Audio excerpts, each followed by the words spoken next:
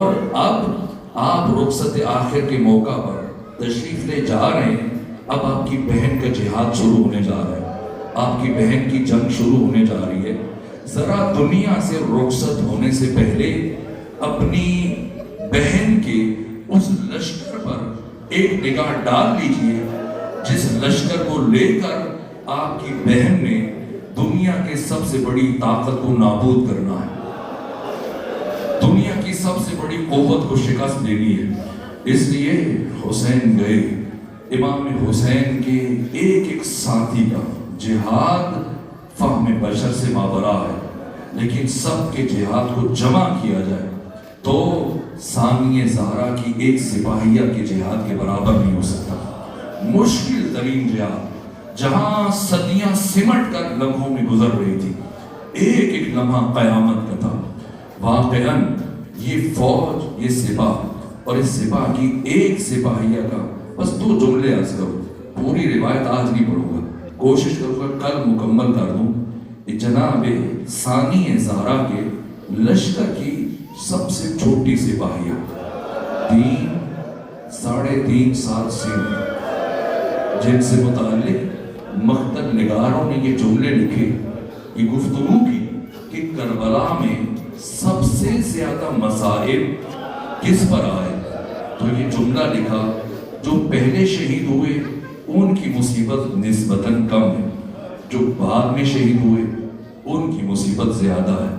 امام حسین سب سے آخر میں شہید ہوئے, آپ کی مصیبت باقی سارے شہیدوں سے زیادہ. پھر یہ جملہ لکھا مقتل نگاروں نے کہ سارے شہیدوں کی مصیبت ایک طرف اور ایک ایک قیدی کی مصیبت ایک طرف, اور پھر یہ جملہ لکھا کہ سارے قیدیوں کی مصیبت ایک طرف اور حسین کی چھوٹی بیٹی سکینہ کی مصیبت ایک طرف. ایک مصیبت کی طرف اشارہ کروں, وقت ختم ہوا, میں بس ایک جملہ عرض کروں, آپ کی زحمت کو تمام کروں. میں نے عرض کیا ایک ایک لمحہ ایک ایک صدی کے برابر تھا. 11 محرم جب شبس بن ربعی, عمر بن حجاج, عمر ابن سعد, شمر ابن ذوالجوشن, حرملہ یہ خوشی خوشی آگے بڑھے, تماشا کرتے ہوئے, ہنستے ہوئے, قہقے لگاتے ہوئے. اب ہمیں وہ خواتین کو سوار کریں گے, بچوں کو سوار کریں گے. آگے آگے عمر ابن سعد تھا, آ کر ثانیہ زہرا کے پاس رکا اور کہا آئیے ہم آپ کو سوار کریں. بیوی نے جلال کے عالم انگشت سبابہ کا اشارہ کیا, خبردار پیچھے ہٹ جاؤ, کوئی ہمارے قریب نہ آئے. ہم رسول اللہ کی بیٹیاں ہیں, ہم علی کی بیٹیاں ہیں, ہم خود سوار ہوں گے, خود سوار ہوں گے. ثانیہ زہرا نے آگے بڑھ کر ایک ایک بیوی کو سوار کیا, ایک ایک بچے کو سوار کیا, ایک ایک بچی کو سوار کیا. حد ہے, خود سید سجاد کو سوار کیا. سب کو سوار کرانے کے بعد بیوی نے سب سے آخر میں اس بچی کو سوار کیا جس کے لیے امام حسین نے وصیت فرمائی تھی, زینب میری سکینہ کا بہت خیال رکھنا, میری سکینہ کا بہت خیال رکھنا. جناب سکینہ کو سوار کیا. اب ارادہ کیا کہ خود جناب سکینہ کے ساتھ سوار ہو جائے. جیسی سوار ہونے کے لیے آگے بڑھی, شمر ابن ذوالجوشن جو غصے سے کھول رہا تھا جلدی سے آگے بڑھا کہ علی کی بیٹی میں اس بچی کے ساتھ کسی اور کو سوار نہیں ہونے دوں گا, میں اس بچے کے ساتھ کسی دوسرے فرد کو سوار نہیں ہونے دوں گا, یہ بچی اکیلے سفر کرے گی. ثانیہ زہرا نے فرمایا شمر اس بچی نے کبھی محمل پر اکیلے سفر نہیں کیا, کیسے ممکن ہے کہ بغیر محمل کے یہ بچی اکیلے سفر کر سکے, یہ بچی گر جائے گی, گر جائے گی. کہا نا میں ایسا انتظام کروں گا آپ کی بچی نہیں گرے گی. کیا کیا مجھے معاف کیجیے گا, اس شقی نے رسی کا ایک ٹکڑا اٹھایا,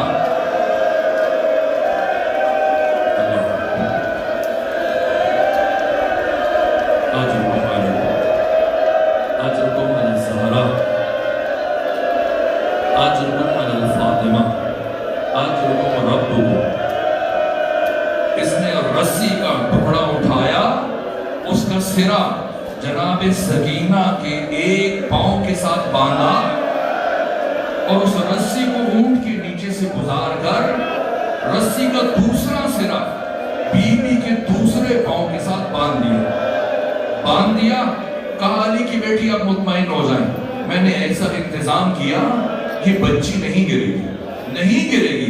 काफिला चल पड़ा, मंजिलें तय होने लगी, शहर गुजर रहे, देहात गुजर रहे, रेगिस्तान सारा गुजर रहे, आबादियों से गुजर रहे, यहाँ तक कि रात के मरहले में ये काफिला किसी जंगल से गुजर रहा था। इतने दिनों से ये रस्सी ऊंट की जिल्द के साथ रगड़ खाती रही। किसी मरहले में रात के पिछले पहर हिंगामे सहर ये रस्सी खुल गई। रस्सी खुली, ये बच्ची ऊंट की बुलंदी से जमीन पर, ऊंट की बुलंदी से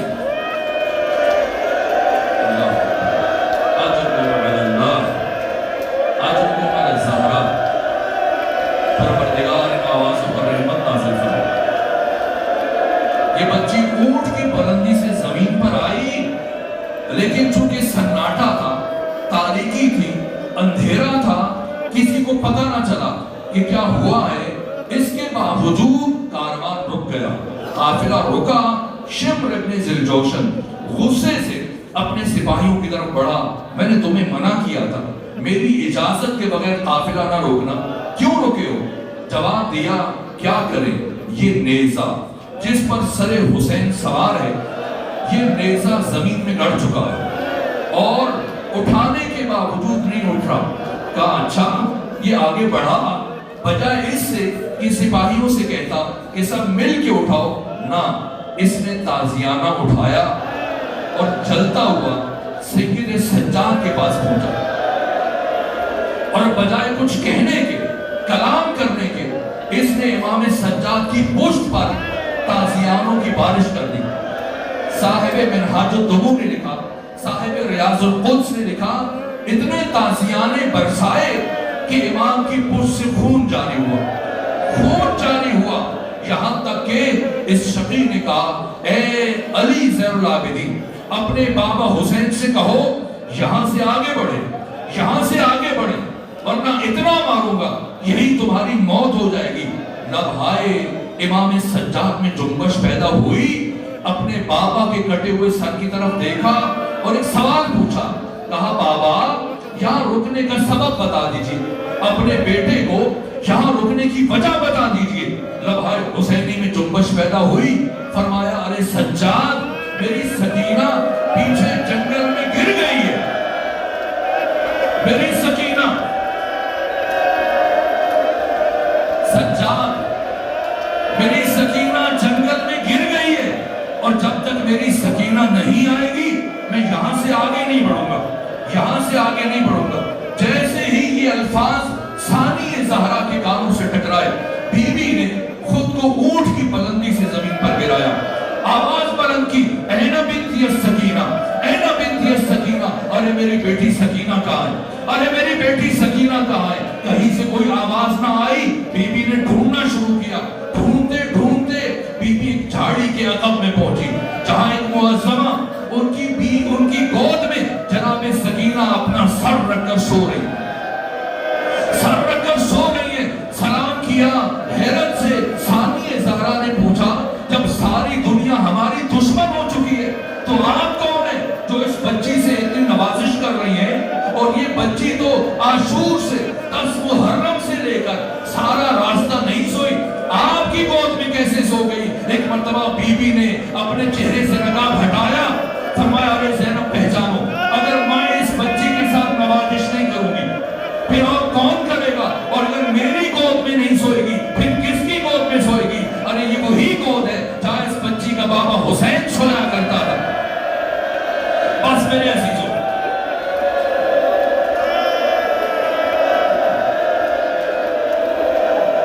मुझे माफ कीजिएगा, शेख हुर्र आमली ने, जनाब शेख हुर्र आमली ने आयान शिया में कुछ शख्सियात का تعارف جو پیش کیا ان میں سے بڑی شخصیتیں جن کا تعلق شام سے ہے، جن کا تعلق دمشق سے ہے، جناب آیت اللہ ابراہیم دمشقی، ان سے متعلق میں نے پڑھا کہ ایک مرتبہ جناب ابراہیم دمشقی کی 3 بیٹیاں تھیں، 3 بیٹیاں، ایک بیٹی کے خواب میں جناب سکینہ تشریف لائی اور پیغام دیا اپنے بابا ابراہیم سے کہو بارشوں کی وجہ سے میری قبر میں پانی جا رہا ہے، میری قبر میں پانی جا رہا ہے، میری قبر خراب ہو گئی ہے، جاؤ اپنے بابا سے کہو میری قبر کی مرمت کرے۔ جیسے بیٹی نے بابا سے خواب بیان کیا، باپ نے منع کیا، روک دیا، یہ خواب کسی اور سے ذکر نہ کرنا، یہ محض تمہارا خیال ہے، بارشیں آ رہی ہیں، تمہیں یہ خیال آیا، نبی زادی کی قبر گشائی کرنا یہ خلاف ادب ہے۔ دوسرے دن دوسری بیٹی آئی، یہی خواب بیان کیا، باپ نے کہا تو نے اپنی بہن سے سنا تھا اس لیے تمہارے ذہن میں یہ خیال رہ گیا، تمہیں ایسا خواب آیا، کسی اور سے ذکر نہ کرنا۔ یہاں تک کہ تیسری شب میں خود ابراہیم دمشقی کے خواب میں جناب سکینہ تشریف لائی، فرمایا ابراہیم میں 2 راتوں سے تمہاری بیٹیوں کے ذریعے سے تم تک پیغام پہنچا رہی تھی، لیکن تم نے میری بات کو اہمیت نہ دی۔ ابراہیم میری قبر میں پانی جا رہا ہے، جاؤ میری قبر کی مرمت کرو۔ اب صبح ہوتے ہی ابراہیم دمشقی نے شام کے اشراف کو لیا، اپنے محلے کی خواتین کو لیا، اپنی زوجہ کو، بیٹیوں کو لیا، سب گئے، سب نے قبر کشائی کی، قبر کھودنا شروع کی۔ جیسی سنگھائے قبر ظاہر ہوئے، قبر کے پتھر ظاہر ہوئے، جناب ابراہیم دمشقی نے کہا اب سب مرد پیچھے ہٹ جاؤ، اس لیے کہ نبی زادی کی قبر ہے، جناب فاطمہ زہرا کی بیٹی کی قبر ہے، اس لیے کوئی مرد قریب نہ رکے۔ اب خواتین قبر کے پتھر ہٹائیں گی، اور جب خواتین نے قبر کے پتھروں کو ہٹانا شروع کیا تو کچھ لمحوں کے بعد ابراہیم دمشقی کی زوجہ، ان کی بیٹیاں، باقی خواتین سروں کو پیٹنے ہوئے واپس آئی، کہا اب بابا آپ تو ہمیں بتایا کرتے تھے اس بچی کو غسل دیا گیا، بابا آپ تو ہمیں بتاتے تھے اس بی بی کو غسل دیا گیا، آپ ہمیں بتاتے تھے اس بی بی کو کفن پہنایا گیا، بابا ہم نے اس بی بی کو اسی خون آلود کرتے میں دیکھا، ہم نے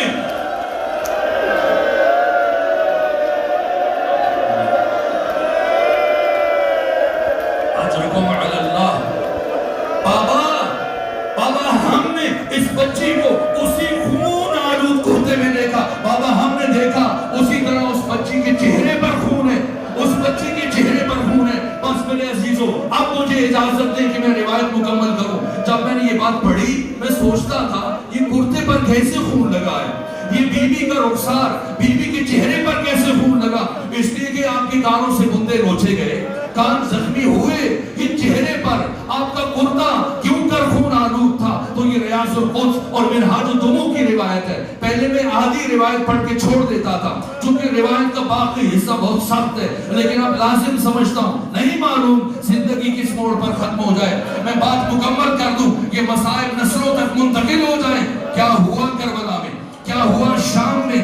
جیسے ہی ثانی زہرا نے جناب سکینہ کو اٹھایا، واپس آئی، فرمایا اے شبر میں نے کہا تھا کہ میری یہ بچی گر جائے گی، تم نے میری بات کو اہمیت نہ دی، اب میں اس بچی کو اکیلے سوار نہیں ہونے دوں گی۔ شبر نے کہا نا علی کی بیٹی، ایسا ممکن نہیں کہ یہ بچی کسی اور کے ساتھ سوار ہو سکے، یہ بچی اکیلے سفر کرے گی۔ بی بی نے فرمایا پھر گر جائے گی، کہا نا علی کی بیٹی اب ایسا انتظام کروں گا، یہ بچی شام پہنچنے